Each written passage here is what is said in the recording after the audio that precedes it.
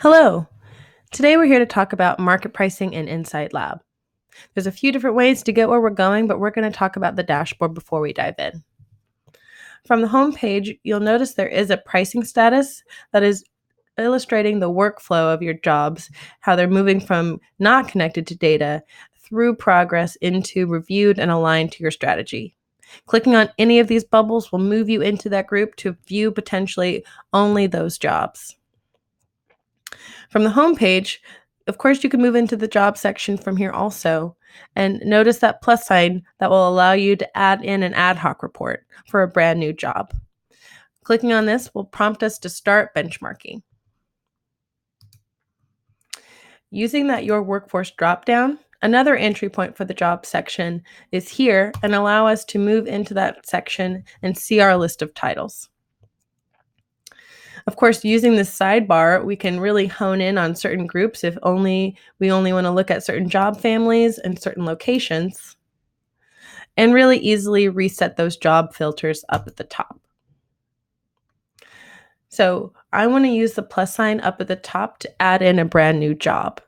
So plus sign means brand new job.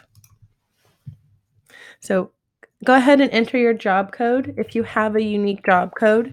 If perhaps you're just using titles as job codes, of course, the tool will accept that also. In terms of work location, this is asking for information for the pay scale match. So work location is going to be limited to city metro areas or a national average. So you choose between those two options and what is aligning with your strategy. Now that we have our work location, it's just as easy as typing into the database, what is our job, to go ahead and search for that title within the database. So now generating here is our list of titles. A nice high-level tip, you can control the zoom feature by hitting Control plus or minus. So zooming in, enlarging that text to make it a little easier to read. So of course, here is that practice of benchmarking, but right now you're benchmarking to PayScale's crowdsourced data. So this is your opportunity to be connected to a really fresh data source that's captured in real time.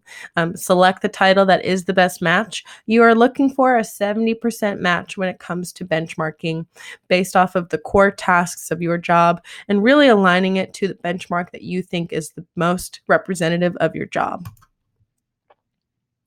Now on the second page, we'll be able to enter more criteria. If you decide to change your mind, of course, you can go back to edit that pay scale job title by clicking on that white pencil. So if you're using something like job family, you can absolutely select the job family that this job would fall into. But this is an optional question. Now on to years of experience.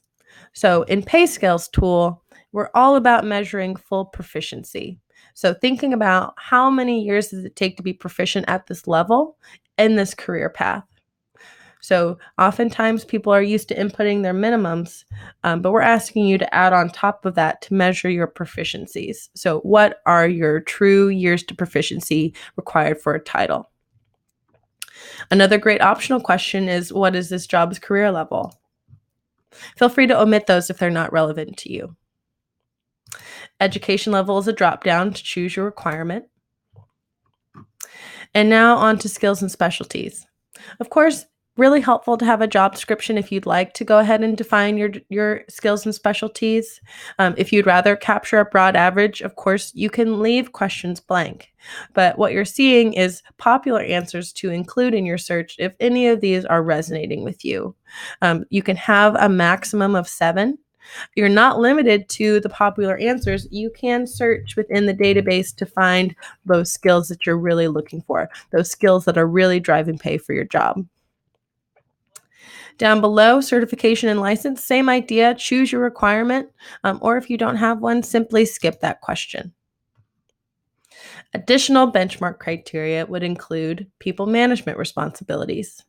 So if this was a job that was a people manager, you'll just have more questions to include, including what is that number supervised, as well as the job's level of management and tasks associated with it.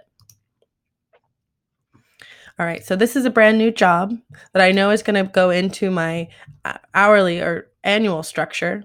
So here, if I wanted to go ahead and slot that job into a grade, here I can select and update the job grade. So now I'm ready to create my job. So populated here is that market spread from the 25th to the 75th percentile. I can see total cash on this view just by toggling up to the top. And since I slotted this job, I can see my grades as well within the same view. Also up at the top is the ability to easily toggle between an hourly rate or an annual rate, depending on your job and your preferences. Down here below, PayScale data does allow you to capture trends. So you can see what's been going on in your city metro area and nationally, looking back 2 years ago, or maybe zooming in on the last 6 months. So that was the PayScale match. Up at the top, this very first pencil is your entry to that crowdsourced data set. The beauty of Insight Lab, of course, is it's a survey management tool. So multiple data points available for a job. Go ahead and come down with me to the survey matches. Using that green pencil, we want to make an additional match for this job. So before I get started into the survey match, of course, PayScale's data has the ability to apply competitive sets. Competitive sets essentially function like filters when it comes to getting more granular results. So if we were to leave this match at none, it's going to refresh my data now because none means it's an all industries average. It's a much more broad data set. So these numbers have changed. Of course, that can be applicable for some jobs, but competitive sets allow you to be more granular to say where are you truly competing for this job depending on your strategy. So these are really allowing you to have a more specific or narrow data set when it comes to how are you competing in the market for these jobs. So using competitive set will allow you to get more granular results. But now we're ready to search within our survey library. So using the keyword search, we'll use the magnifying glass to search within our survey library to make an additional match. So of course, here being rolled up are our surveys that have been loaded into the tool. Off to the right or the left, I can see what is that publisher? What is the number of companies and employees within that sample size? Also showing you what cut of data are you looking at. If you've had the opportunity to favorite, you'll see in that drop down if that data cut exists within any other of your favorites. So same practice applies.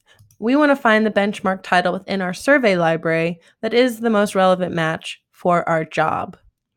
If you like this description and it is falling in line, go ahead and use the green checkbox to make a match. And here again, you can have multiple matches, so there's no limit to the number of connections you can make between a job and additional survey matches. This can be great for those hybrid jobs, so you can select those multiple titles that could be rolling up within that job. So now we have 3 matches that are making up our aggregate. So from here, there's a few other things that we can do, and I want to walk you through the ability to adjust and weight and apply a geocode to a survey. So again, be on the lookout for that green pencil. So the factor of adjust is your way of applying a discount or a premium to a job match. So it is going to ask you to think about things in terms of percentages. So if you are finding a match that maybe isn't quite right, maybe your job is a manager, but all you can find is a senior, you can apply a premium to that survey match and essentially give that survey a boost. So inputting it here as 1.1, you're going to see those numbers immediately change because we've just adjusted a premium to that survey by 10%. Geo is the same functionality, but thinking about where your job is located. If you know you're paying a premium for jobs in places like New York or San Francisco, it's your way to do a similar thing to adjust, which is apply a percentage increase to make up for that cost of labor. So again, those numbers are going to immediately change. And finally, the factor of weight is thinking about the aggregate. So if you want to give higher priority to certain surveys over another when it comes to the aggregate of the sum, adjusting the weight isn't going to make an immediate impact here. But when it comes to the sum of this, it's going to be giving a larger portion of the aggregate to my project manager IT title than it is to my crowdsourced data and my additional Mercer cut. So adjust, geo, and weight are great factors to include if you have a practice around adjusting and weighting surveys. You'll notice for the pay scale data, you only have the option of weight. And the reason for that is, of course, the data is already going through an algorithm and it's already GeoMetro specific. So it doesn't need to have those two functions applied. But of course, you can exclude pay scale data if you would rather just have your survey matches make up the aggregate.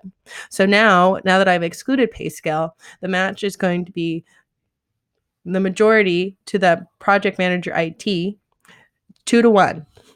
So these numbers aren't going to change, but coming back up here to this section now, I see my new range for my job. So up at the top, we just matched our position. We can see a pricing audit, which can be a great way to see what all got done on a match, particularly if you are coming in with a colleague and reviewing the matches and you want to make sure everything that needed to get done got done on a match. Here we can see who, when, made changes to this job. Absolutely, this is a great feature. Download it out if you would like. Also, a great feature is the ability to copy this job to a new location. So if you would like to see this job in another area, using that same keyword search, you can find that city metro area that you're interested in, or potentially looking for a national average, and it will just copy that criteria, and now you don't have to duplicate that effort again. It's simply going to move that job into another range for you to be able to see now an updated range. This job details page also downloads out into a really great PDF.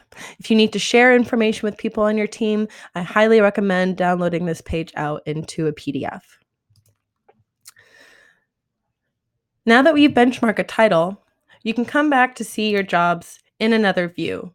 By selecting multiple, you can stack those ranges on top of each other to see how those market fits are spreading.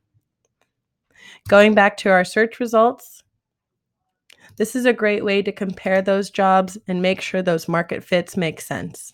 You'll also see little blue dots that identify where your employees are falling within that spread. And then also, how are those jobs similar or different based off of their benchmarks? There's a lot of great functionalities here in this job pricing function. Also, you'll see down at the bottom a summary of your results, including how many jobs are priced or not priced, and the average market pay at the 50th percentile. So thank you so much for watching, and I hope you've enjoyed.